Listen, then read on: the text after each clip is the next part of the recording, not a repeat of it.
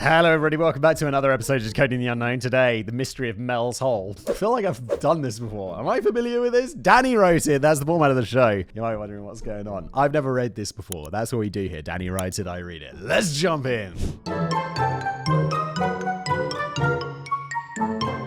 In the winter of 2002, a group of around 30 amateur explorers embarked upon a baffling expedition to find nothing at all. But that's not quite as balmy as it sounds. Well, no, I'd hazard to guess that nearly everyone involved in the expedition was as bonkers as a bogo stick in a minefield. Oh, I like that metaphor, Danny. Very nice. But at least they were trying to find a very specific type of nothing. The group were wandering around a particular spot in Kittias County in Washington in the hope of finding a hole which had become something of a sensation over the past few years on account of it being a bottomless pit. Well, obviously that's not real. The only bottomless pit, what's that movie where they go through, is it with Colin Farrell, where they go through the center of the earth? There's that awesome thing that they get in on one side and then it's like, and it falls through the center of the earth. That's, I guess, technically a bottomless pit. But if you drop something into that, isn't it just going to end up like sitting in the middle eventually after like bouncing around?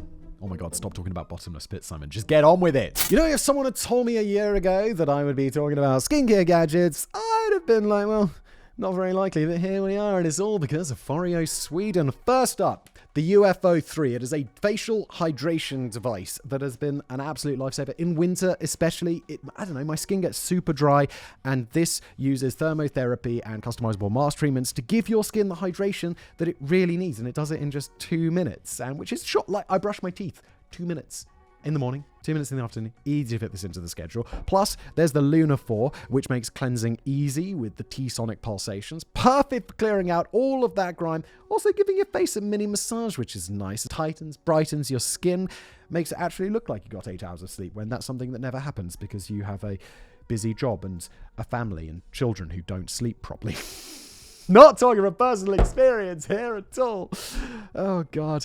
Plus, there's the FAQ 202, a Swiss-designed anti-aging LED mask. It's like having a personal spa treatment at home using advanced LED light therapy to target fine lines and wrinkles. And, of course, the Bear. This is the one that they originally sponsored me with. This is the one that I use most reliably every day in the morning, 2 minutes. And just helps tackles those fine lines because I am now a middle-aged man. You can get up to 50% off with FOREO's biggest sale of the year, plus an extra 10% off if you use my code SIMON10. So if you're looking to upgrade your skincare routine or find the perfect holiday gift, do not wait. Click the link in the description below and grab these deals before they're gone. Thank you to FOREO for sponsoring today's video, and now back to it. This never-ending hole had been known by many names since it was first discovered by Native Americans, but now it was commonly referred to as Mel's Hole, named after the man who had recently acquired the land upon which it was located and who had publicly exposed the long-held secret for the first time on a late-night syndicated radio call-in show. And as we all know, late-night syndicated radio call-in shows, the place you go to for legitimate information. What was the name of that one which the guy just talked about UFOs constantly? The army of intrepid explorers included filmmakers, members of a paranormal investigation team, a physicist, a shaman, a resident skeptic, and in all likelihood a butcher, a baker, and a candlestick maker. This is a group of people who I do not imagine getting along. There'd definitely be the one side of things, the paranormal people, the shaman, and then on the other side, the skeptic and the physicist being like, oh, please. And then, the baker, the butcher, the candlestick maker, they're just over there in the corner doing their own thing. And there was a tense mood simmering within the group as recent events had indicated that shadowy forces may well try to put an end to their search by any means necessary. But what exactly would they find if they did manage to stumble upon Mel's Hole? Well, a money pit. I'll tell you what, not a money pit. What's the opposite of a money pit? A money spinner. Because can you imagine if there was actually such a thing as a bottomless hole which just went to nowhere? You'd be like, all right, well, let's bring all the that we can't get rid of. That, what's it called? The nuclear waste. Just bring it all over there, dump it in the hole. Boom! Problem solved. Plastics? Plastic straws? Bring back the plastic straw. Afterwards, we'll just put them in the hole. It's been suggested that the hole might be an entrance to the underworld. Oh, even better. Like, throw some nuclear waste down there. Let it be the devil's problem. A portal to another dimension. Throw it down there. It's the people in the other dimension's problem. Or maybe just a remarkably deep hole which led all the way down to the Earth's core. Can you imagine? Physicists discover, it's like, cool. We found some, sliders, esque portal to another dimension which we can travel to. And the first thing, people are like, no, don't even think about going there. We're not going there. To that alternative reality, we're just going to send all of our nuclear waste. We're just going to throw it in there and then close the door and let it be that other world's problem. And that will be the entire use of the alternate universe. It's kind of good. It's kind of good. We should get the scientists on this. Or maybe just a quite remarkably deep hole which led all the way down to the Earth's core. If we threw all of our nuclear waste into a hole that went to the Earth's core, that's probably fine, right? It's going to be a tiny amount. The Earth's core's really hot. It's just going to get absorbed in there. Or maybe in some science fiction movie, it's just we were dumping all of our waste into the center of the Earth for generations. Hundreds of years later, it came back to haunt us. And then it's just the world is breaking apart with, I don't know, Godzilla or some shit. There certainly appeared to be very weird activity connected with the hole, ranging from the slightly odd to the batshit crazy. The story that unfolded involved a hole that animals dare not go near, an aggressive intervention from a higher authority, the resurrection of a four-legged friend, the alarming disappearance of Mel, oh no, is it called Mel's Hole because some dude called Mel just fell in there? The discovery of a new form of burning ice which might spell the end of the world, and a final encounter with a seal born from a sheep which had a stark warning for humanity. Oh my god, none of this is real. I mean, maybe the aggressive intervention from a higher authority. Animals not going to want to go near a big pit, but burning ice, a seal born from a sheep, please. It's a weird bite. And if you're already beginning to brew a few doubts about the credibility of this tale, then I should advise you not to be too quick to jump to any scornful dismissals because, well, no, you can. I've got nothing at all. Yes. But then again, seeing as nothing at all is exactly what we're trying to find in our search for an infinite hole, maybe we really could be onto something big here. Near a tree by a river. The hole appears to be of something of a local held secret in the city of Ellensburg in Kittias County, Washington, although not everyone was utterly convinced that it existed. When the Seattle Times went poking around in the area in 2002 to interrogate the natives, they came across a guy called Jay Nickel, who grew up close to the alleged location of the Manastash Ridge. I was about to make a joke about the Seattle Times doing some really high-quality journalism here, but then I realized that, I'm making a video about this, aren't I? So that would be a little bit pot calling the kettle black. He claimed that he and his mates used to ride dirt bikes around the area when they were teenagers, and they were more than familiar with the unfathomably deep hole. They used to throw big rocks into it, but never heard the faintest sound to indicate that they might have landed at some point. Or maybe it's just there's lots of grass down there or something really soft, like some mud that the rocks are just falling into. Meanwhile, a guy called Rodney, who worked at the local snowmobiling dealership, reckoned that the hole had been reasonably common knowledge in the town for the last few decades, although he'd never actually seen it himself. Still, he told reporters, lots of people talk about it, could be something out there. I mean, I could literally say the same thing, and it would mean just as much. Lots of people talk about it, could be something out there. What a pointless statement, Rodders. Other locals claimed to have been told stories by their grandparents about a mysterious hole in the mountain ridge that never filled up, but some residents snorted that the whole thing was clearly just a heap of hollow hogwash. The reason the Seattle Times were on the scene asking questions in the first place is because the local secret had finally been let out into the wild a few years ago when a newcomer by the name of Mel Waters had spilled the beans on late night radio. Oh, okay, so this is Mel. I thought Mel fell into the hole. Coast to Coast AM is a syndicated phone-in show founded by the late Art Bell, who also hosted the show from its inception in 1988 all the way to his final appearance in 2003. I mean, so he hosted it for 15 years. It's not crazy. People host shows for way long. I've been doing YouTube for 10 years now. It feels long, but it's not like that long. People have careers that last 40, 50 years. Show was driven by weird... Wait, is this the same show that I was thinking about earlier? The alien UFO one that's just on late night... I think Art Bell rings bells, so it might be. Ooh, pun not intended, but I like it. The show was driven by weird tales of the paranormal and unexplained, delivered by callers who clearly had nothing better to do with their time than call Art Bell to talk about sightings of Bigfoot, UFOs, occult activity, and people they'd met down the pub who claimed that they used to hand out the coffee and biscuits down at Area 51. This is definitely the show I was thinking about. It may sound a bit kooky and niche, but Coast to Coast AM is considered one of the most popular late-night radio shows of all time, and regularly pulled in over 10 million enthralled listeners during its peak. Look, I'm surprised, but also I'm not surprised. Look, I make a show which is about basically on all that paranormal nonsense, but if I really wanted to make a successful show, I'd just be talking about how ghosts are real, dude. Like, History Channel. It's just, we're digging down it. What's that name of that hole where they're like, they keep thinking there's things like treasure in the hole, but there's nothing in there. It's all just made up to spin more money. Or like the number of YouTube channels that are just like Ghost Explorers or Tales from, I don't know, like, it's just nonsense. But it's so popular. People love this shit. And for the most part, it was all just innocent, harmless fun. This was before the days when every intriguing enigma or unsolved riddle automatically led to conclusions of high-level conspiracy orchestrated by the Illuminati. This was just an entertaining radio broadcast in which viewers called in to share their stories and pose their questions in the company of a relaxed and patient host who treated his callers with respect, whilst clearly not trying to force too many ridiculous narratives on his audience. Art Bell sounds like, that sounds good. Like, do I like the idea of this show? No, I think it's silly. Like, but that guy sounds like a lot better host than I'd be, because I'd be like, nah, yeah, but cooler. You've got to remember, ghosts aren't real. All right. All right. Next caller, please. I mean, yes, he was a paranormal enthusiast and a seeker of the unknown, but he never got too pushy with it. Think of the presentation style of Alex Jones and then remove that mental image from your brain, because Art Bell was nothing remotely like him. God, I don't know when this is going to air, but it was just like last week. It was announced that The Onion bought InfoWars.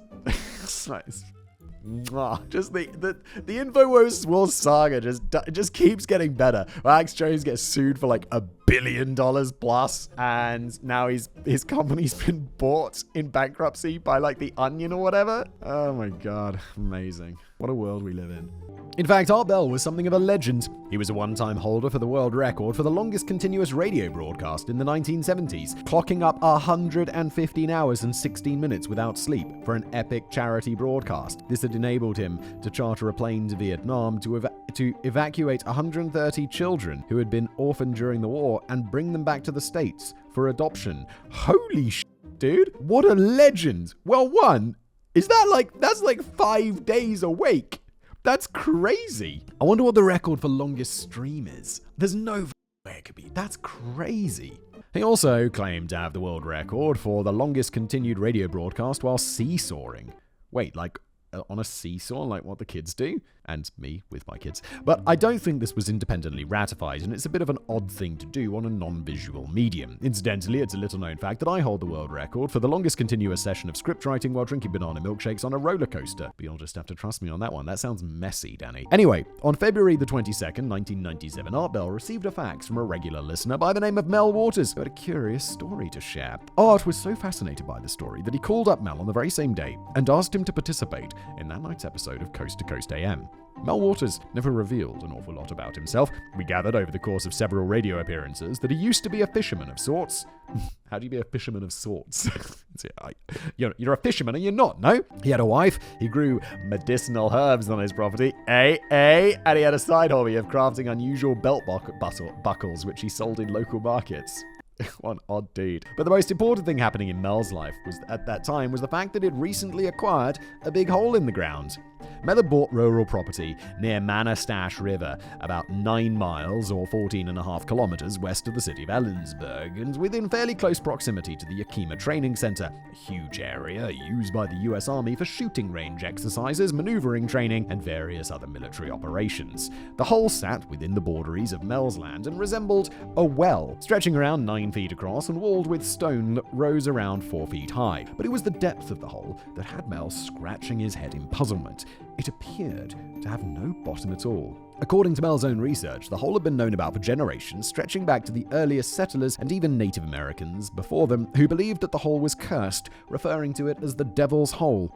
The Native Americans apparently steered well clear of it, but in more recent years, Mel noticed that the hole had evolved into a free utility for the locals. Are they dumping the hole? That's amazing.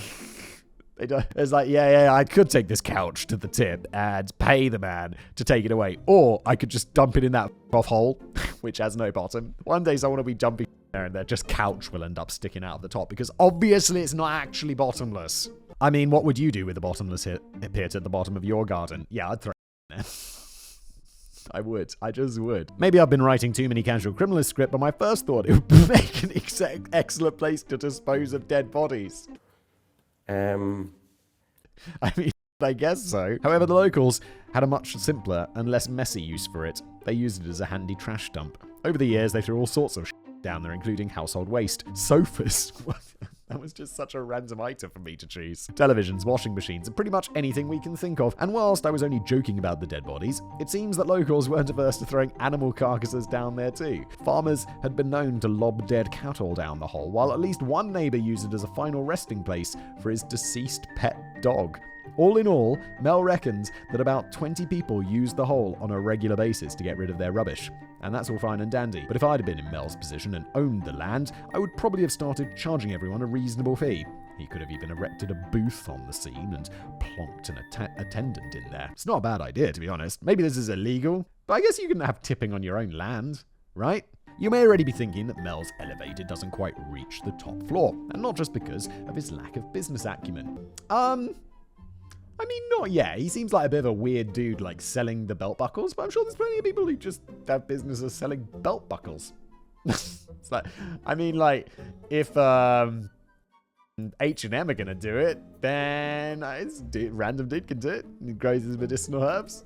He was sort of a fisherman, whatever that means. The first thing I would say is that you haven't yet heard what comes later in the story. But to be fair to Mel, he rarely played on the concept of a genuinely bottomless pit. He just figured it was a hole which was currently of unknown depth. And he had already decided that the best way of getting to the very bottom of this particular mystery was to try and measure the depth of the hole himself. So, he called upon his fisherman skills to dangle a heavy fishing line down the hole with a 1-pound weight attached to the end to keep it steady. He was going to need to tie together an awful lot of fishing line though.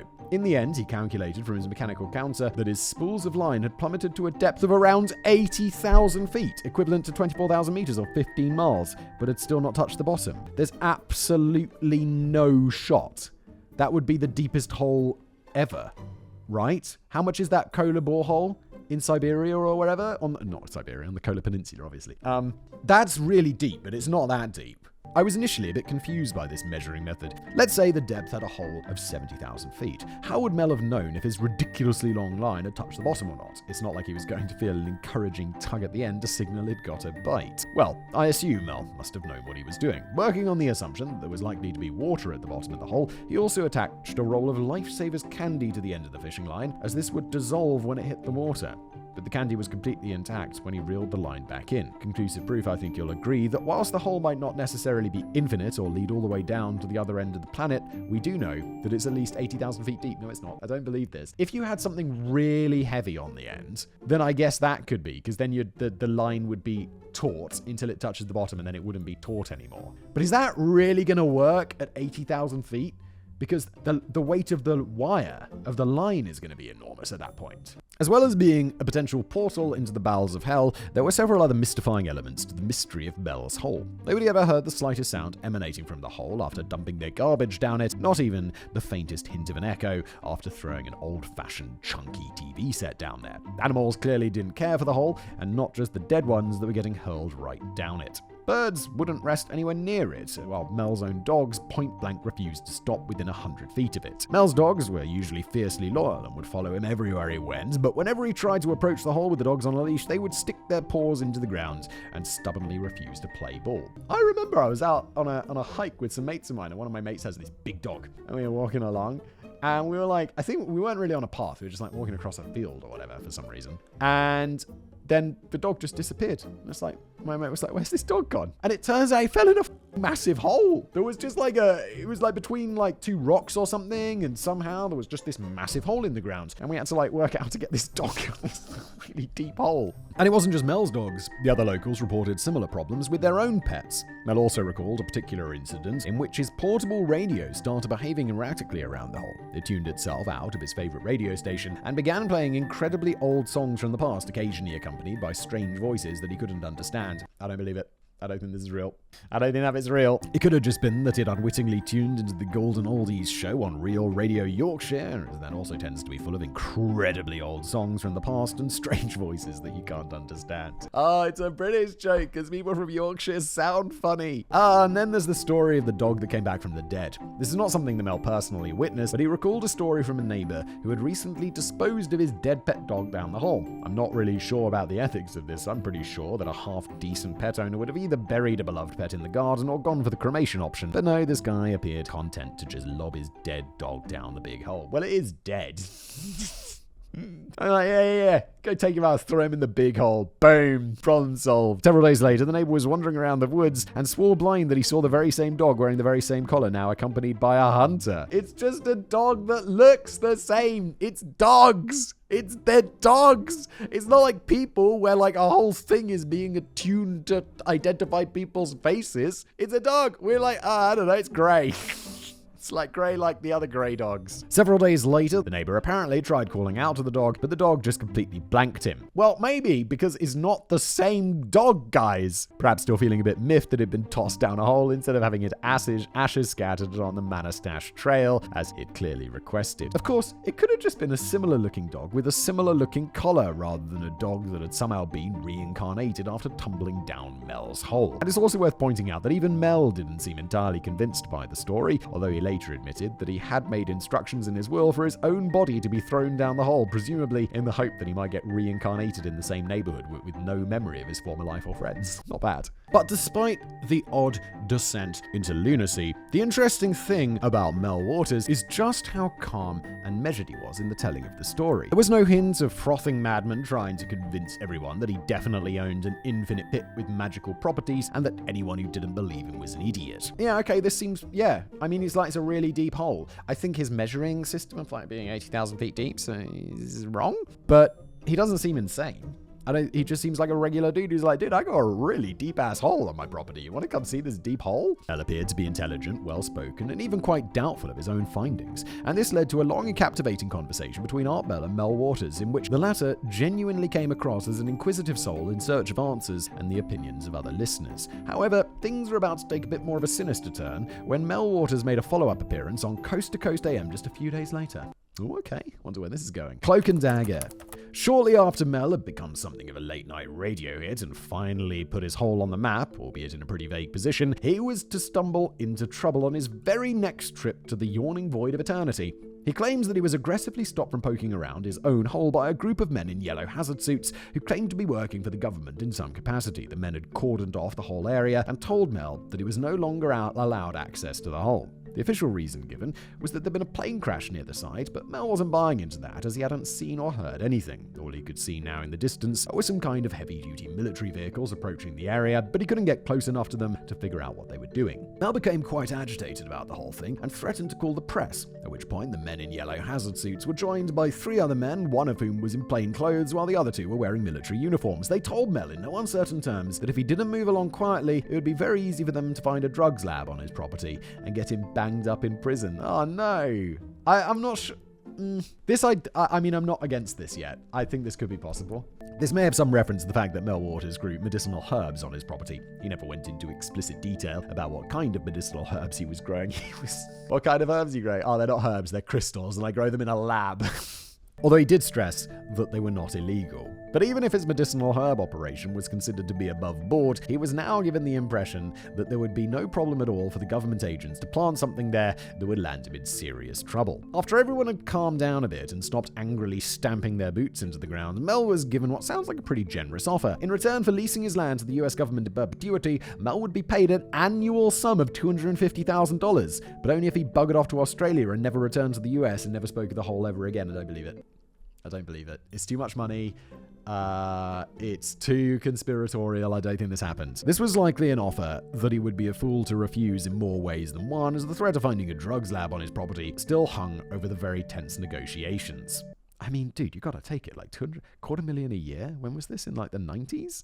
Bro, just take the money and go live in Australia. The weather's great. Art Bell seemed quite incensed by all this, and much of the second radio conversation consists of both Art and Mel ranting about how the government shouldn't be telling you where you can and can't walk on your own land. But by the end of the call, Mel admitted that he was seriously considering taking up the offer but hadn't fully decided yet and presumably needed to talk it over with his wife. It would be quite some time before we learned whether or not Mel decided to move to Australia or go to prison, as he fell worryingly silent after the second call. He had promised to make a third appearance the following week, but never made it to air, and he failed to respond to further attempts by Art Bell to get him back on the show for an update. Art was so concerned that he sent out a broadcast team to investigate the area where he believed the hole might be located. That's pretty smart. I like that. It's cool to have the resources to be like, guys, just go find out. Go see what's up.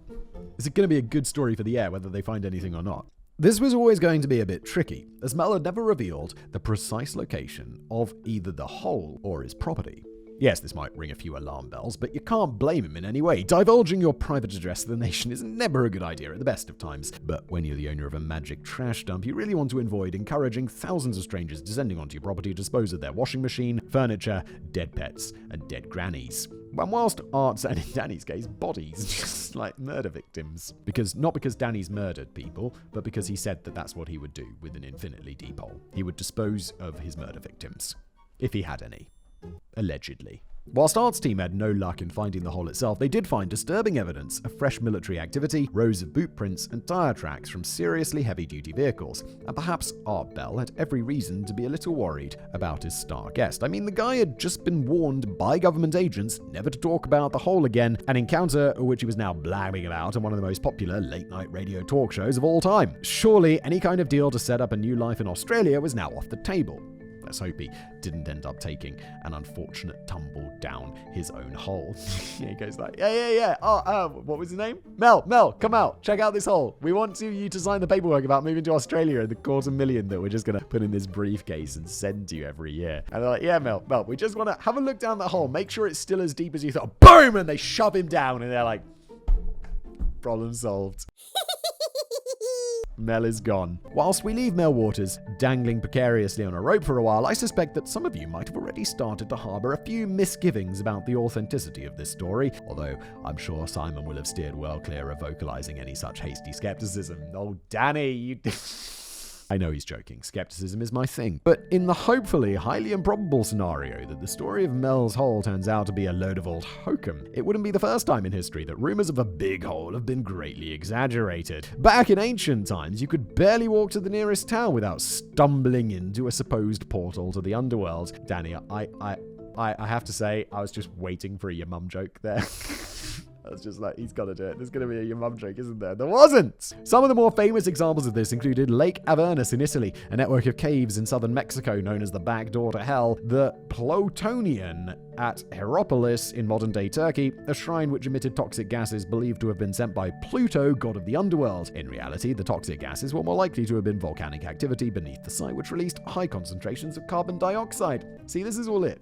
This is it. Every time. It's like, oh yeah, that's an interesting thing. Oh yeah, there's a pit with poisonous gases that goes on forever. Well, I'll tell you what, that is the case until someone goes in there and they find the end and also the volcano. Just, the volcano gases. And then like, oh, okay, mystery solved. Every time. Every time! Moving forward in time, it's believed by some that Hoska Castle, just outside of Prague, was built with a very specific purpose of blocking off a bottomless hole in the ground, which led directly to hell. I feel like I've made a video about that, and it isn't. Before the castle was constructed between 1253 and 1278, legends swirled around the region of demonic creatures and winged beasties emerging from the hole after sunset and terrorizing local villagers while making woo-woo noises. Okay, where is this Hoska Castle? I live in Prague, so this... I feel like I must have been there. Hoska Castle. Hoska Castle. No, it's 49 kilometers away. It's not exactly super close. This isn't that close to Prague. This is like in the north of Czech. It's pretty far away. Oh, it looks nice. It's in like a nice little forest. Should go out there sometime. I mean, maybe I have been there. Let me see. What's it look like? No, I don't think I've been here. No, I haven't been here. I should go there. Check out that bottomless hole. That's not real. Even today, visitors still reckon that they can hear a chorus of screams and furious scratching sounds when they walk through the chapel, which is believed to have been built directly over the hole to Hades. No, they don't. It's not real. It's no wonder that the Nazis were reported to have used Hoska Castle as a base for conducting occult experiments and harnessing the forces of evil when they occupied it in 1945. And in fact, there are quite a few genuinely odd things about the construction, which make you speculate about the true original purpose of it. Quite aside from all the typically Gothic architecture, the castle sits in a pretty remote area of the Czech Republic, well out of the way of any trading routes or water supply. Most of the windows aren't real, and the majority of the defences appear to face inwards rather than outwards, as if the occupants weren't too worried about keeping out intruders, but were far more interested in containing something inside. God, that is weird though, isn't it? Not that there have been too many human occupants anyway. For long stretches of history, Hoska Castle has stood completely empty. Well, all of this... Blimey, this all sounds quite interesting. When it came to choosing the topic for this video, I'm now beginning to wonder if I accidentally dipped my creative wick into the wrong hole. But no! Mel's hole has got to be far more credible than this Hosker Castle nonsense. The inwards-facing configuration is a bit strange, but was more likely to serve practical purposes in preserving warmth and light in confined spaces, rather than keeping the minions of Satan at bay.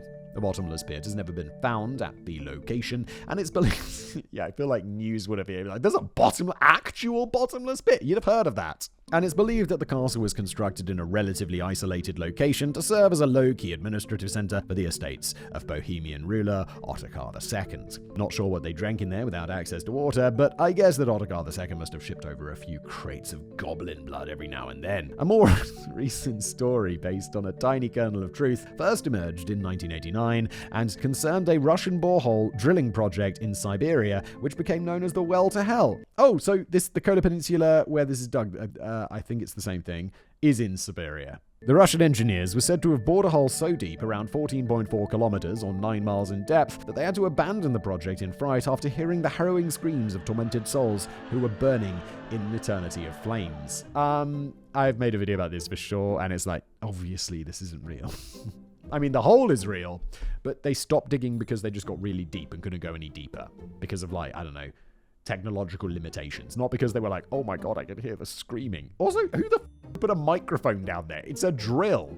An audio recording of the sounds of hell was leaked into the public domain and even made it onto a certain late-night radio talk show called Coast to Coast AM, hosted by Art Bell. And the director of the project, Dr. Azakov, was quoted in the media as saying, "The information we are gathering is so surprising that we are sincerely afraid of what we might find down there." Really. The tiny kernel of truth here is that the Russians had indeed drilled down to hell and then ran away crying like little girls. British engineers would have just stopped for an extended tea break and then carried on regardless. Oh no, wait, that can't be right. In fact, the story appears to be based on a genuine borehole project conducted by the Soviets in the 1970s, but in the Kola Peninsula rather than Siberia. Okay. Oh my god, turn it back around. The Kola Peninsula is not in Siberia like I thought. The Kola super deep borehole extended down to 40,230 feet or 7.6 miles before the project was eventually abandoned, not due to any concerns about bothering Beelzebub, but more to do with financial constraints and the dangerously high temperatures which were making everyone just a bit hot and bothered. Yeah, I think their drill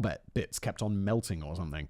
The whole well to hell narrative appears to have been first pushed in a newsletter published by the Messianic Jews in California, although the tale became more and more embellished over the years. The quote from Dr. Azakov was entirely fictional, and the supposed recording of the soundtrack to Hell was largely made up of looped noises and effects lifted from the 1972 horror movie Red Baron. It's so fake. But whilst the Kola Super Deep borehole might not quite be an entrance to the underworld, it's still a staggeringly impressive feat of engineering and is officially the deepest hole on Earth today. But that's only officially. Yeah, Mel's hole's like twice as deep as that. He put those mints in there. That's how he knows. As we've already discovered, Mel's hole is at least twice as deep as the Digi Super Deep borehole, and that's only as much as Mel could measure before he ran out of fishing line or ran out of patience. He also has 80,000 feet of fishing line? That's a lot of fishing line. If only we could be a bit more certain about its existence. The wind will blow. Whilst it would be easy to just dismiss the whole idea as a crackpot story from a late-night radio fan who couldn't get to sleep that night, we have to remember that he wasn't the only person in the world to believe in this hole. We already know that the Seattle Times later tracked down several locals from Ellensburg who claimed to have been aware of the hole, with many of them revealing that it had been known about for years before Mel Waters went shooting his mouth off on syndicated radio. One local guy who had a lot more to say than most went by the name of Red Elk. It's widely reported that Red Elk first hopped his head out of the ground in 2008 when he started talking to the press and appearing on radio talk shows long after the true fate of Mel Waters had been revealed. In fact, after Mel and Art, Red Elk is probably one of the names most commonly associated with the hole. Red Elk claimed to be an intertribal medicine man who was of Native American descent, but his real name was Gerald. And the exact heritage of Gerald Osborne was never made explicitly clear. From the photographs and video footage, you could be forgiven for thinking that he was a regular guy from Kittitas Valley who just happened to wear a big fur coat and a funny necklace. But the thing about Gerald, alright, let's call him Red Elk if he likes it, is that he claimed to be something of a frequent visitor to the hole after his father had first taken him there way back in 1961 when he was just a very young boy. And Red Elk seemed quite well informed about the hole, much more so than Mel Waters had ever been. The medicine man confirmed that the hole, which he still secretly visited regularly, isn't bottomless, but he reckoned that it's somewhere between 24 and 28 miles deep. How? How does he's just making this up? Can you imagine falling into that? You'd be falling for a really long time. You're like, Eventually you'd just be like, okay, just gonna stop screaming and wait my fate. Which suggests that Mel should have just perhaps kept on going for a bit longer before his lifesavers got soggy. Red Elk said a lot of other stuff too. He claimed to have witnessed military activity at around the same time as Mel's disappearance. He believed that the government was using it as a top-secret base, and that he had once seen a UFO hovering over the hole. Oh, just throw another conspiracy in there as well, why not? He believed that the hole was protected by spiritual guardians who assassinated JFK. No, I just made that up, but you could just throw that in there, couldn't you? Spiritual guardians, and that its true purpose would be revealed to humankind one day in the far future. This revelation would reshape our understanding of the universe. Come on. Also, I'm thinking about, can I shoehorn flat Earth in there somewhere? Incidentally, he also believed that reptoids roamed beneath the surface of the Earth. Okay. And that funny necklace wasn't just picked up from a flea market. It contained a fragment of an alien spaceship that had found on his travels, although to the naked eye it looked like just a small misshapen lump of pewter. Perhaps we're not going to get anything of real value out of Gerald. No, I think not. But ever since the original radio revelations on Coast to Coast AM, the speculation had drifted well beyond the confines of Kittitas County as believers from all around the world began coming up with their own theories. The Ellensburg Public Library reportedly became inundated with calls from people desperate to find out more information and clues, leading the library to put together an extensive file on this local news sensation containing press clippings, magazines, and locally sourced materials in an effort to create the ultimate reference work on Mel's Hole. It might have been interesting to have a good picture that far right now, but sadly this isn't possible. The librarian's historian, Milton Waggy, told the TV station KEPR in 2012 that the whole file had mysteriously gone missing from the cabinet in which it had been locked. You can make your own minds up on whether this was an administrative error, a bizarre theft, or an intervention from men in yellow hazard suits who are threatening to find a drugs lab in the periodical section. Yeah, it's just nothing. It just went missing. It happens. Shit goes missing all the time. But the speculation was still given a wider global platform on the dedicated website melshole.com, which sadly is no longer operational, but it generated 8,000 posts during its brief lifespan. Holy shit. This smells like a crazy person. Who's like, I don't know if anyone else knows this, but like I make videos on the internet, right? As you know, and also podcasts. And sometimes, a lot of the time, I'll just get emails from people. They'll find my email address somehow and they email me, or they use a contact form, whatever. And it's just like, sometimes I'll just wake up and they've got like 19 emails from someone. And you're like, oh God, here we go.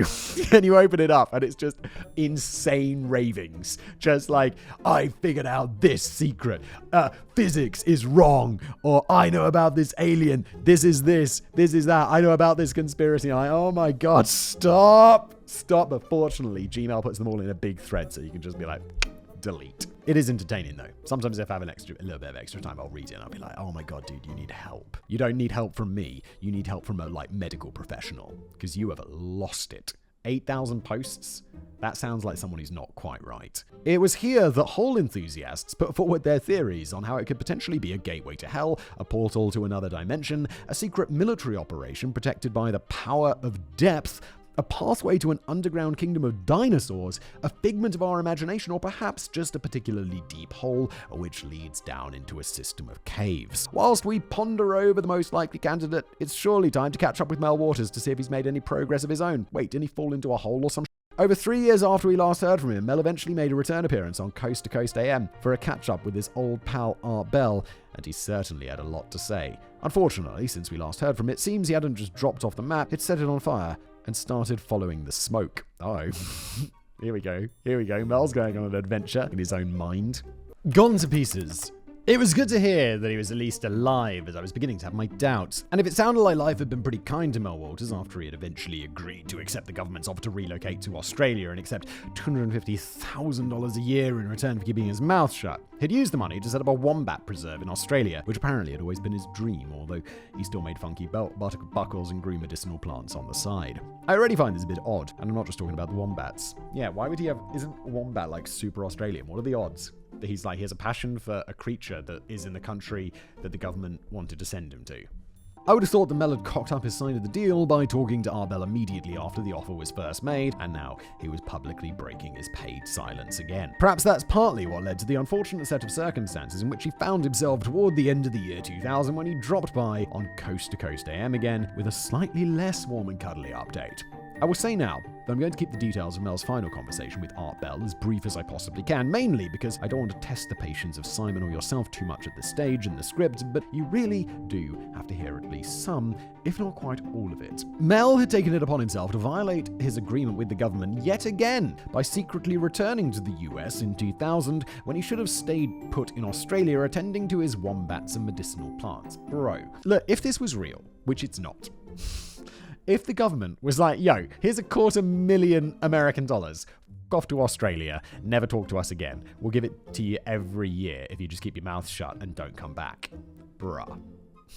You've been set for life, my dude. Just go and live with your wombats, dude. It was a bad idea. Shortly after landing back in the US and catching a bus heading to Olympia in Washington, he was escorted off the bus by police officers and bundled into a van. He then woke up 12 days later in San Francisco with no memory of what had happened. The only clues were his missing wallet, several missing teeth, a couple of black eyes, and IV marks on his arm, which suggested they'd been attached to a drip at some point. I mean, something's keeping him unconscious for 12 days, or making him forget, I suppose. I'm sure we've all woken up from parties like that with no memory of the last 2 weeks, but with Jesus Christ, it's like, what's going on? Why have I been beaten up? What party lasted 12 days? And why are the IV marks in my arm? But we normally blame ourselves rather than immediately assume that the US government are planted tracking devices in our teeth, which is the conclusion that Mel appeared to have reached. Well, just go to a dentist and have them do an x-ray on all of your teeth, and you'll be able to see whether there are metal things inside, because that's what x-rays do. They look inside things. That wasn't to be the end of his troubles, though. Shortly after this, his wife left him. He was diagnosed with esophageal cancer, and he later learned that his assets had been frozen, the annual payments from the government had stopped, and the land he was leasing to the government near Manastash Ridge had been seized on some trumped-up building violation, whilst his wombat facility back in Australia had been dismantled. Oh no! I mean, to the wombat facility, the rest of that stuff's actually pretty sad. The first few points sound rough, but I'm not entirely surprised by the latter points, even if it seems a bit harsh to take it out on the wombats. It was around this time that a now homeless Mel Waters also realized that his old land on which the hole was located had been suspiciously blurred out on Terra Server, an early forerunner of Google Earth specializing in satellite and public domain aerial imagery. Never heard of it, but that's cool. It got destroyed by Google Earth, which is incredible. An interesting point here is that during the commercial break that followed Mel's latest on-air disclosures, several listeners called in to confirm that this was absolutely true. A whole patch of satellite imagery near Manastash Ridge had indeed been grayed out. Still, it wasn't all bad news for Mel Waters. Well, it was mostly bad news, yes, but on the plus side, he only went and found himself a new bottomless hole in 2001, this time on public land in Nevada, which was apparently being used by both Native Americans and members of the Basque community for grazing sheep. The land, that is, not the hole. You might think that the chances of the same man finding not just one but two bottomless pits in his lifetime must be astronomical, but apparently it was the first hole that led him directly to finding the second one. Or he's a dude who really believes that really deep holes are bottomless and has a flawed measuring method. The Coast to Coast AM show was popular all over the states, including that spot of public land in Nevada where some of the resident members of the Basque community, a small ethnic group originally hailing from adjacent areas of Spain and France, had become quite engrossed in Mel's story, and that's mainly because it sounded very similar to a hole of their own. One of the Basque people managed to somehow obtain Mel's email address and invited him to come over for a look. It turned out that they grew medicinal plants too, so they had plenty to talk about when Mel graciously accepted the offer, although it sounds as if he didn't have too many other places to be at that point. He's just going down there and they're just smoking weed together. It's like, bruh, got this super deep hole, dude. Me too, dude. Mel found the hole to be of an identical diameter to his own hole, but instead of being surrounded by a 4-foot-high stone wall, this one came with a metal lining or collar which stretched 2 feet high and descended down as far as the eye could see. The collar had notches on it, which led Mel to speculate that something could be lowered down onto it and locked into place. According to the eldest member of the Basque community, the hole had been there for as long as it had been alive, since the 1930s, and may possibly have been when the Basques first settled the area in the 19th century. And just like Mel's hole, not a trace of an echo could be heard when you dropped something down it, as Mel found out for himself when he accidentally dropped his toolbox down there. This might not have gone down very well with the Basque people. Unlike Mel's old neighbors in Kittitas County, they didn't like the idea of treating the hole as a giant all-you-can-eat garbage disposal unit and never purposefully dropped anything down there, as they considered the hole to be sacred. They're going to be really upset when the government goes and takes it. It's like, finally, a place to dump all of the nuclear waste. It often felt as if this particular hole deposited gifts instead of receiving them. For example, Mel picked up several 1943 Roosevelt dimes from the ground close to the hole, all of which came with a B mint mark to indicate the first letter of the city in which it was produced. This was peculiar for a number of reasons, besides the obvious one involving a bottomless pit in 2001 spewing out coins from 1943, or the coins were just there, or he put them there, or someone else put them there, or it's... The likeness of Roosevelt didn't appear on the dime until the year after his death in 1943, and the B has never been represented in any US city responsible for minting coins. So, these could be considered something of a collector's item, particularly as Mel had come to the conclusion that they had arrived from a parallel Earth, in which President Roosevelt had died a few years earlier, after the Axis powers had won the Second World War. He's like, you know that world, the one from that book, The Man in the High Castle? He's like, that's where they came from. He reckoned that the B stood for Berlin, although I can't see why a victorious Berlin would have been minting coins that featured the likeness of Roosevelt. I'm pretty sure the Allied forces didn't start minting novelty Hitler coins after the war. Yeah, that's a weird thing to say, almost as if you hadn't thought it through properly. Mel incorporated one of the coins into a new belt buckle design, but these were all later confiscated by agents of the US Treasury, probably because, rather than being from an alternate reality, they're just fakes. It may have been nice if we could have at least seen a picture of one of these 1943 Roosevelt dimes, but sadly they didn't show up on the photographs and became invisible from a distance of more than 15 feet. Oh well. That's always the story, isn't it? I mean, what can you do? Oh, well, yeah, it's like, some tangible evidence. No, not really. Come on. Over time, Mel had become increasingly fascinated by some of this new hole's properties, which he had not come across before, and this compelled him to conduct fresh experiments after gaining the permission and cooperation of the Basque people. And this time, he wasn't just pissing about with 15 miles worth of fishing line and a roll of Lifesavers candy. The locals had told him that the hole was quite a cozy and snug place to sit around, as it appeared to generate some kind of heat, even though the metal collar was never warm to the touch. What's the eco radiation? The government's been dumping down there for years. Mel decided it might be fun to test how hot it gets in hell, and so he roped in his new Basque friends to help him lower a big bucket of ice about 1,500 feet down into the hole, whilst keeping another bucket of ice near the top to use as control. When the ice... Dude, it's the 21st century. You could just put a thermometer in there or something that can read, that has a max temperature reading, right? Like, you've got those... I've got a thermometer that sits outside, a little digital one, and it's like...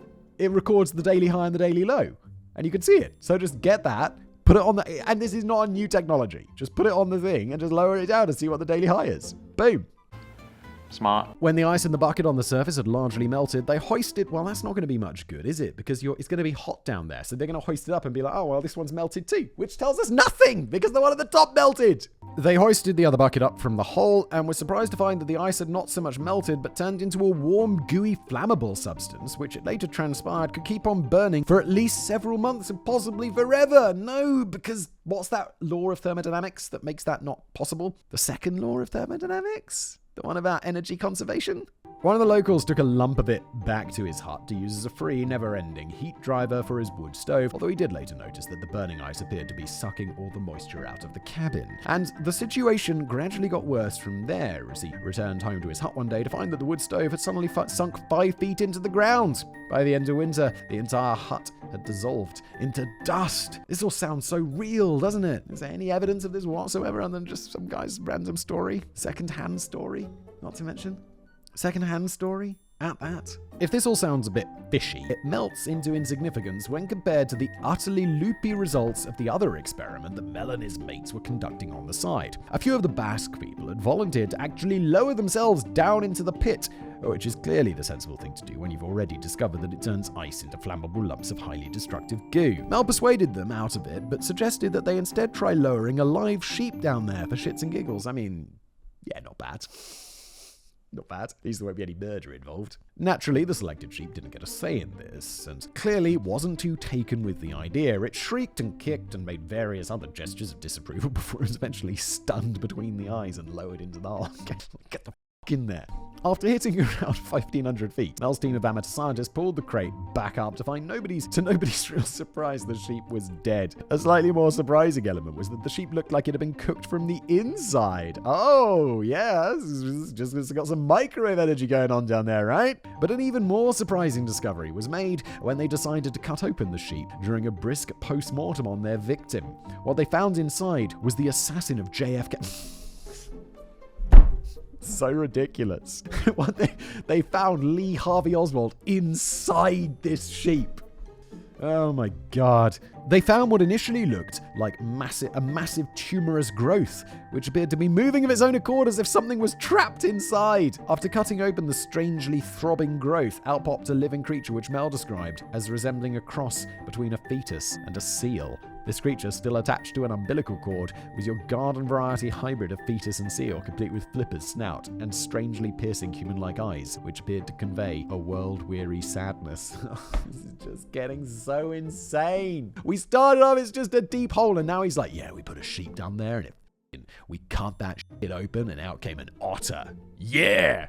Or a seal, or whatever the It's not real, so it doesn't matter. One of the best people suggested killing it, but Mel instead popped it onto a nearby table and stared silently into the creature's hypnotic eyes for over 2 hours, an emotional experience which he described as feeling like it was in the presence of a miracle. This is so weird, dude. He then felt the urge to lift it off the table and place it back near the top of the hole, at which point the seal-fetus hybrid apparently nodded at his newfound friends before hopping back down into the bottomless hole.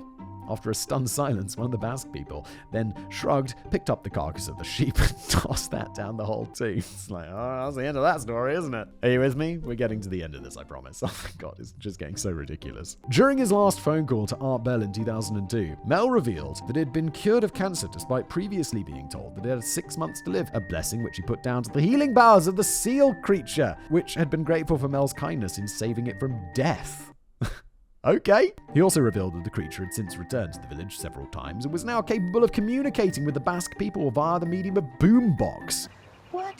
What the is happening? Mel has gone off his rocker, dude. But sadly, any attempts to record the conversations just resulted in the frustrating hiss of static.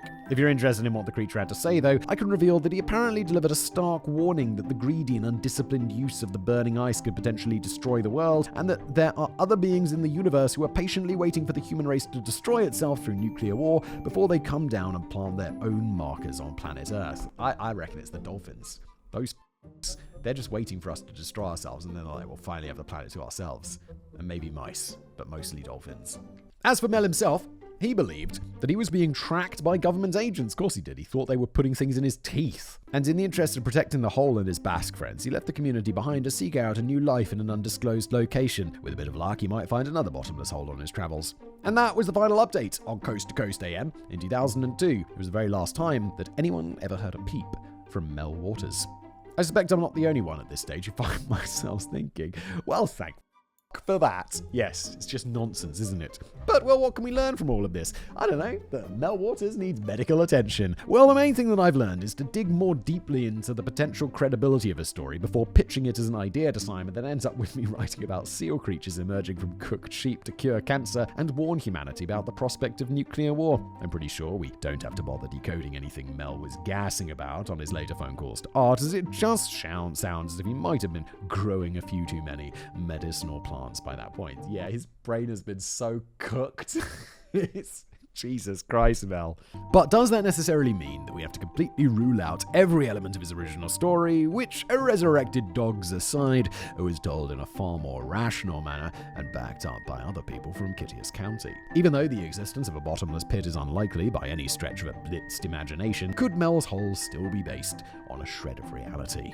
Shame on you. It might have been useful if anybody had ever managed to find Mel's hole. And this got me thinking about the blurred out image on Terra server. If several of Art Bell's listeners had telephoned in to confirm that an entire section of land near the Manastash Ridge had been censored by Terra server, then surely this provided us all with a pretty handy and precise map reference for Mel's hole. So, why did nobody take advantage of it? Well, that's probably because the missing section of aerial imagery is more than likely to have been near the Yakima Training Center, and Terra server was acting on a government request to restrict the visibility of a military installation, even if this particular installation didn't have too much going on apart from a cool firing range. Yeah, If the government only they were like, we're only going to restrict the really, really secret bases where stuff that we really don't want people finding out about happens, that's a huge error, because they're going to be like, well, now we know the secret ones. They're just going to be like, restrict all of them.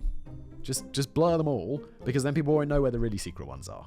Whilst nothing in that region appears to be blotted out on Google Maps today, this apparently wasn't always the case, and the Yakima Training Center has occasionally been obscured from Google's view in the past. I was on Google Street View the other day. I didn't realize this. You can request to have your house blurred, or like where you live blurred, because I was just like going around, so I'm like, whoa, what's this? Why is there a big blurry thing here? And it was just like, oh, someone has requested to have that blurred. Well, that's pretty cool. It's nice that Google respect that. Incidentally, when Art Bell sent a broadcast team over to the region following Mel's first vanishing act, you'd have thought that at least one of them would have figured out that the sinister evidence of fleshy military activity, rows of boot prints, and tire tracks from heavy-duty vehicles might have something to do with the nearby military training center. What? Never. When questioned about it by the Tri-City Herald in 1997, Ken Cooper, a spokesman for the Yakima Training Center, patiently explained, "What I understand is this Ellensburg guy said he had some property on Manastash Ridge, and he was going up there to visit it and was stopped by soldiers. The Army's not hiding an aviation accident nor an 80,000-foot deep pit. We're just training, just like we always do." Yes, but yeah, he was unlikely to expose the true earth-shattering story to the Tri-City Herald, though, was he? No, but it's like, they're just training. And even if they're not hiding an 80,000 feet deep hole, or maybe they are hiding a plane crash. That could be totally true. But maybe that expedition that we talked about right at the beginning of the video had better luck locating the hole in 2002, shortly after Mel Waters disappeared forever. They were all certainly well equipped with maps and metal detectors and flasks of weak lemon drink, although they later regretted not remembering to pack a Geiger counter or a mass spectrometer, the latter of which may have been quite tricky to source at short notice. I'm not entirely sure what a mass spectrometer is, to be honest. Certain members of that party were convinced that their quest was of critical importance. Search coordinator Chalette Lefevre told the police, "Every geologist in the world should be here. They need to pay attention to this." Other members of the expedition weren't quite so enthusiastic. Tim Withy, who described himself as the resident skeptic of the group, complained, "I don't think I'd call this search very scientific. It's like adult cartoons." That's what it is. Bang on! Adult cartoons is quite a nice way to describe everything the History Channel makes. As you may have already guessed, the 2002 expedition had no luck whatsoever in finding the never-ending abyss. But here's a funny thing about the expedition that rarely gets picked up on in more recent intense explorations of Mel's Hole. You might remember from the very beginning of this video that I mentioned the team of explorers included filmmakers, members of a paranormal investigation team, a physicist, and a shaman. Spot the odd one out. And what was the name of the shaman? Well, rattle my healing crystals. It was only Red Elk, known to his mum and dad as Gerald Osborne. Perhaps we didn't need another reason to doubt the word of Red Elk, but this puts a strange new slant on his connection with the saga. Doesn't it? It does. It so does. It's usually reported that Red Elk didn't emerge onto the scene until 2008, and this is certainly when he began doing the media rounds and yammering on about how he'd been a frequent and knowledgeable visitor to the hole since 1961. And yet his knowledge didn't seem to extend to the location of the hole, as here he was, 6 years earlier, attempting and failing to find it, with 29 other explorers. I suppose you could just have a spectacularly bad memory, but this now gives me serious doubts whether he was being entirely honest about the UFO sightings and the reptoids. This now leaves us with very few reliable witnesses to testify to the hole's existence. And when I say very few reliable witnesses, I mean none. I know that the Seattle Times interviewed several locals who claim to have known about the hole for decades, but it's curious that nobody could remember exactly where it was. I'm sure some of them were just playing along with the story that had propelled Ellensburg into the spotlight. If a TV crew ever descended on my Cornish village after a story broke about rumored sightings of a Sasquatch on a surfboard, I'm pretty sure I'd be telling them all about how my grandfather was sometimes used to help it climb into a wetsuit. However, it's also possible that some of those interviewees might just have been remembering a very real and very deep hole in the area. One guy who knows something about that is a geologist by the name of Jack Powell. Jack had actually tuned into the original conversation between Art Bell and Mary and Mel Waters in 1997 and had found the whole thing intriguing and amusing in equal measure. He certainly believed that Mel was a cracking storyteller and was genuinely impressed by the tale that he spun. But Jack Powell, a geologist with the State Department of Natural Resources who grew up in the same area, also realized very quickly that Mel Waters was talking out of a very different kind of hole. He's talking out of his bottom, isn't he, Danny? Jack knew that the main problem with the hole as described by Mel is that it would be impossible. If the hole was at least 80,000 feet deep, then it would have reached about a quarter of the way through the Earth's crust at its thickest and would have collapsed into itself under the tremendous pressure and heat. As Jack puts it, geologically and physically, it's not possible for a hole to be that deep. Yeah, that's what the mainstream wants you to believe, Jack. You dummy. Jack knew that the main problem with the hole, as described by Mel, is that it would be impossible. If the hole was at least 80,000 feet deep, then it would have reached about a quarter of the way through the Earth's crust at its thickest and would have collapsed into itself under the tremendous pressure and heat. It's a point backed up by Stephen Rydell, a retired geology professor at Washington State University, who observes the Earth's pressure would have sealed it off in no time at all. Yeah, but he's part of big geology. He's part of the con, dude! Whilst we're at it, Mel's method of measuring the hole with fishing line was, as I initially suspected, utterly preposterous. Aside from his weird assumption that the roll of lifesavers canteen must surely hit a nice big puddle at the bottom of this journey through the crust of the Earth, geologist Pat Pringle points out that the fishing line would have melted and snapped in the heat long before it reached anywhere near 80,000 feet, at which point the temperatures are likely to have reached around 1,300 degrees Fahrenheit or 715 degrees Celsius. You're going to need something a little bit more substantial than fishing line. I'm pretty sure his roll of lifesavers wouldn't have survived such heat either, considering that it's approaching the same temperatures as molten lava. I don't know what lifesavers are. They're some sort of mint, right? I've never heard of them. I mean, I've heard of them, but I've never seen them. There was something else that intrigued Jack Powell about this hole, though. He reckons he knew of a real hole which may have given birth to the myth. Jack recalled that during his childhood growing up in Kittitas Valley, he often used to play around an old gold mine shaft in a field northwest of Ellensburg. The shaft went into the ground at an angle, and Jack claims that it was probably 90 feet or 27 meters deep, and may even been around 300 feet or 91 meters deep when the gold mine was active. I'm a little concerned about little kids playing around a 90-foot deep hole, but I guess parenting was different back then, and I'm relieved that Jack Powell survived to tell the tale. These days, the mine shaft apparently sits on private property, fenced with barbed wire, and whilst Jack doesn't appear to have ever publicly disclosed the exact location, he did once take members of a Seattle-based online group chat on a guided tour of the area where the shaft could be glimpsed in the distance. What an odd thing. When was that happening? Like, just people in a group chat? That feels like something that would happen today, but this story's been like early 2000s so far, no? Did I miss a date? I probably did, right?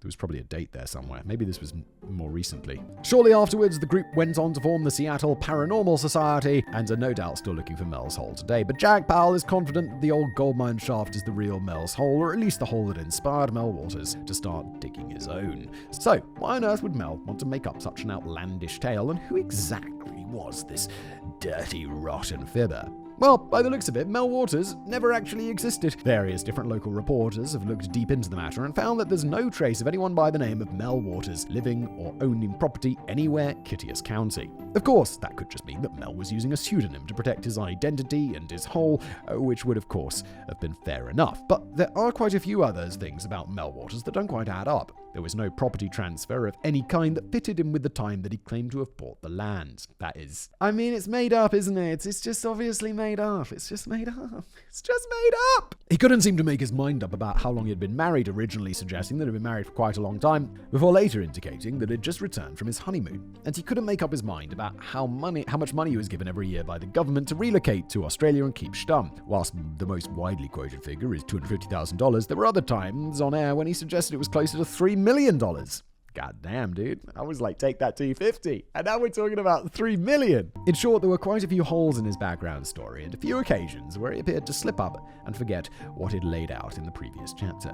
But that's not to say that there wasn't some degree of fundamental truth buried in this fictional character. Mel Waters clearly displayed extensive knowledge of the area, so it's widely believed that he genuinely lived somewhere in Kittitas County, or at least grew up somewhere in the region. This perhaps adds even more weight to Jack Powell's theory that Mel may have been inspired by childhood memories playing near the deep gold mine shaft northwest of Ellensburg back in the days of innocence, when most accidents down mine shafts were swiftly solved by Skippy the bush kangaroo. Or what was the other one? The dog? Lassie! What's that, Lassie? Someone's fallen down the well? But we'll probably never know for sure who exactly was behind the boys of Melwaters and what exactly they were playing at. Popular theory suggests that Melwaters and Red Elk are one and the same person, and that Gerald Osborne took on the persona of Red Elk to drive the story forward after abandoning the character of Mel somewhere in Nevada. I'm not entirely convinced by that, unless Gerald Osborne is a remarkably talented character actor. We've never seen a photograph of Melwaters, so we only have his voice to go on, but I found video footage of interviews with Red Elk, and the pair of them seem to come across as two completely separate individuals with entirely different voices, mannerisms, views, and mindsets. I think it's more likely that Red Elk was just one of the many listeners who became hooked on the story and decided to pursue it for himself. A more credible but rarely discussed theory is that Melwaters is none other than Michael W. Hall, otherwise known as the Paranormal Attorney.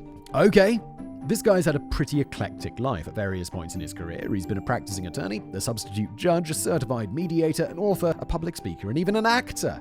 He has also been known to combine his law career with a passion for the paranormal, offering legal counsel and consulting services to a whole gaggle of UFO witnesses, although he doesn't appear to have been directly involved in any high-profile court cases involving aliens.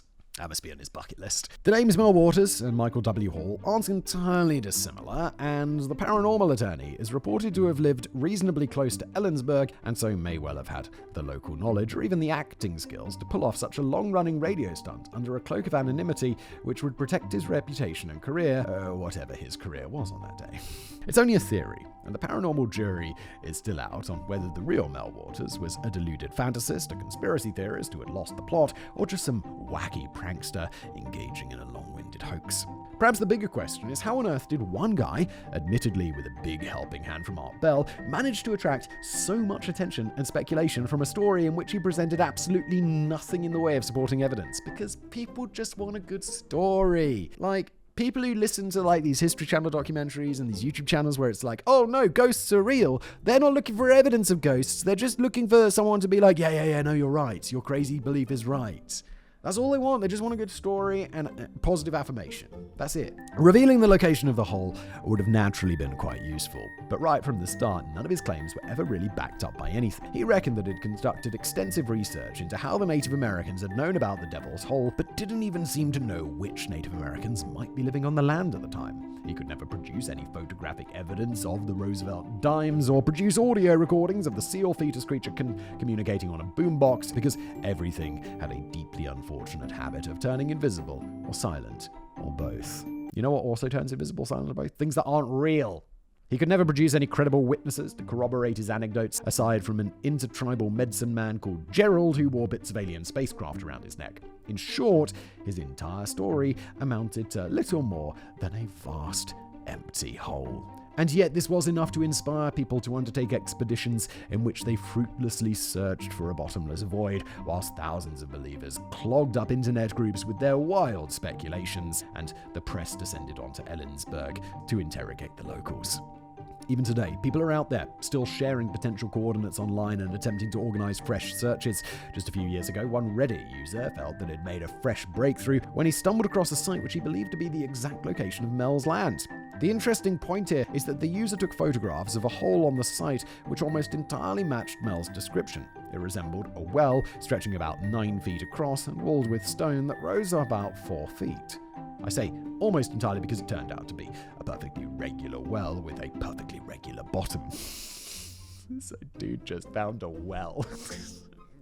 He spent his whole free time looking for things. He's like, what did you find? I found it, dude. That's a well. Calm down. But this could prove to be a relatively new contender for the original inspiration of Mel's Hole, alongside Jack Powell's goldmine shaft.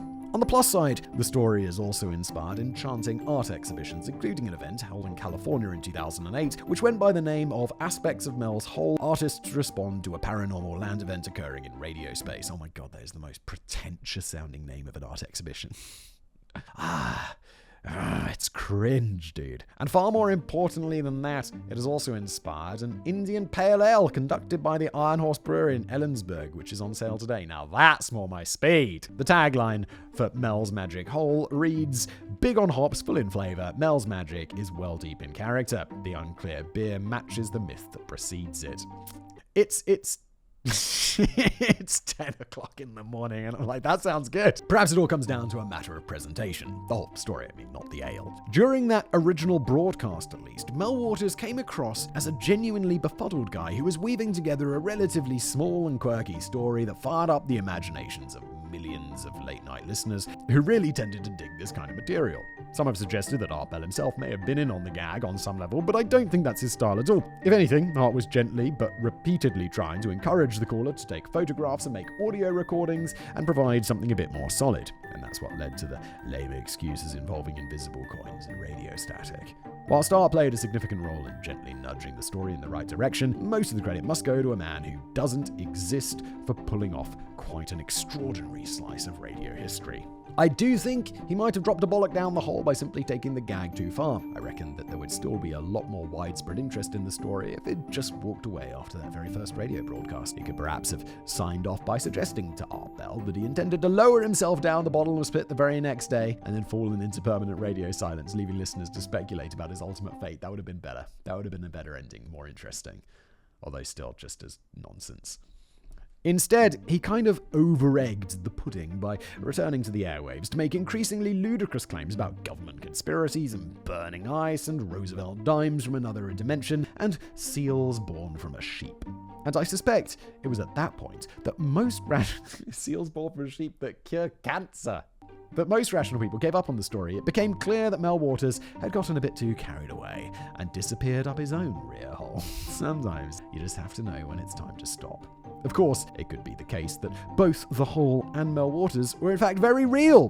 Whilst it's all very well having geologists come along and tell you such a hole would be impossible, that seems to be totally missing the point when we're discussing a magic creature spawning dimension hopping hole, which surely isn't likely to be restrained by such trivialities as scientific facts. No, but when you're asking a scientist... And whilst no documents have ever been found to confirm the existence of Mel Waters, it could be that every trace of his history was wiped away by men in yellow hazard suits, just like that missing file from the Ellensburg Public Library. Red Elk passed away in 2015, but he believed in the hole right up until his end. He provided a grave and slightly grumpy warning to the world during one of his final interviews to the media, in which he said, "Don't look for the hole, stay away. I have to say I've been burned by you guys, the media and all, many times with this Mel's hole. They make me out to be a liar. They say one thing and do something else. The hole isn't important. Just stay away from trying to find it. The government has it. It's totally off limits," end quote. Well, at least Gerald said one fairly sensible thing during his lifetime. Don't look for the hole. I'm ready to wager that if you go looking for Mel's hole, you're going. I'm ready to wager if you go looking for Mel's hole, you're not going to find nothing. No, you're not. It's not real. It's just a well. Well, that is today's episode of Decoding the Unknown. Thank you so much for being here. Appreciate you. I'll see you next time.